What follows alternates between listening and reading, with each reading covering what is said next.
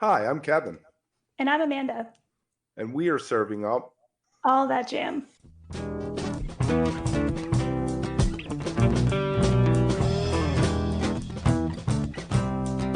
All That Jam, Quick Hit. Eric Halborg on Color Red Studio.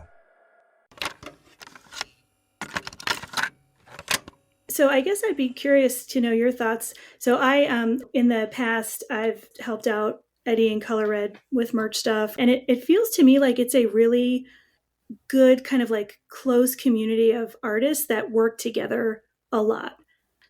Do you get that feel too? Like, is that how it is? Because I love seeing the connection between artists and musicians that I love that are somehow, related to Color Red or maybe just a part of that community. And it feels like it's Mm. really supportive, you know. Yeah, for absolutely. I think Eddie sort of built a reputation of just being a good guy in general, and obviously a shredder. And the studio is so I would say casual, has a casual feel to it almost. I mean, I've obviously never been to the Motown studio, but it's like basement studio,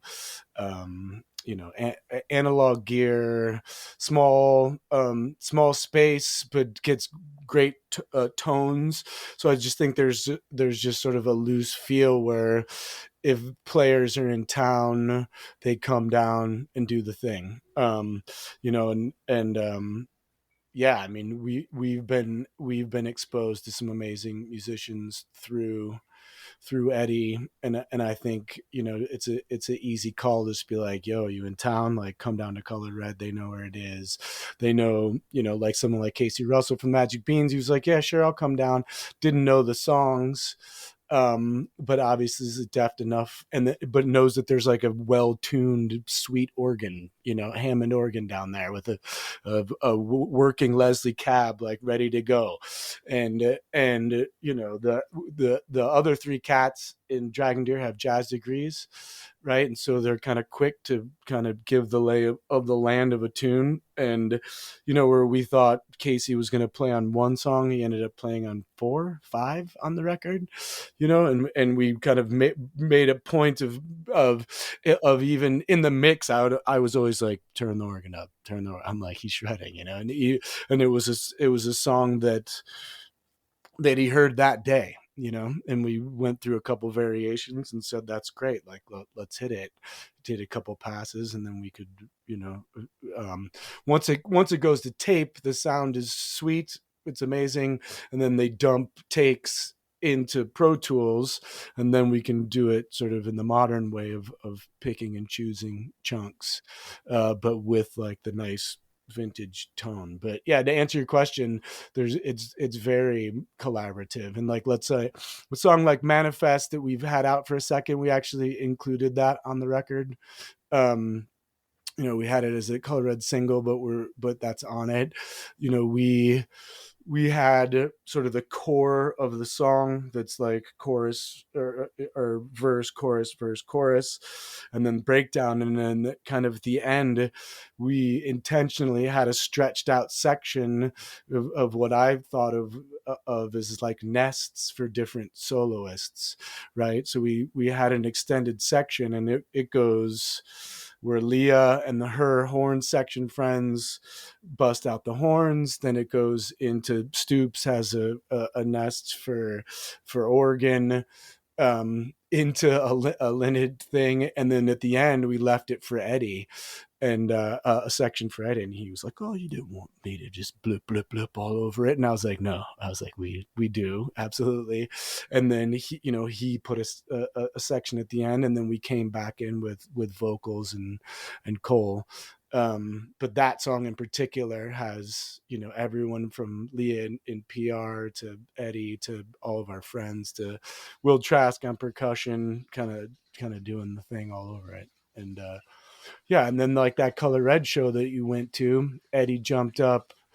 We knew Benny from, sometimes I'll play harmonica with his country project, so I Oh, knew him Honky from that. Tonk. Yeah, the Honky Tonk Nice. Express, and I think 3 times I've played harmonica with those guys, and then Hunter, who plays bass, Hunter Roberts, who plays bass for us, is in that band as well. So then Benny came out, and we had sort of a dubbed out reggae section of one of the tunes that was like perfect for him to blow trumpet and have it all affected out, and that all that type of space that we give chunks to if someone's there, like I'd be more than happy to have people create in the moment with us. Now, are you all planning to do like the single release thing for the album, or is this kind of the opening, of it, and then you'll get the rest of it out? Like, do you have a plan for how you're going to do that? Yeah, so no show in particular for we play Basalt outdoors, like a free show on the 12th, and then we're playing Jackson Hole at some festival, I think 24th. And then the record comes out, the full length will come out September 15th, and then we haven't announced it, but I'll just announce it now. October 7th at Cervantes is the full record release, where we'll have the vinyl. So it'll come out digital September 15th, and then we'll have the kind of the party. I'm seeing it. Did you freeze? Um, I'm seeing we'll have the full like record release party October 7th.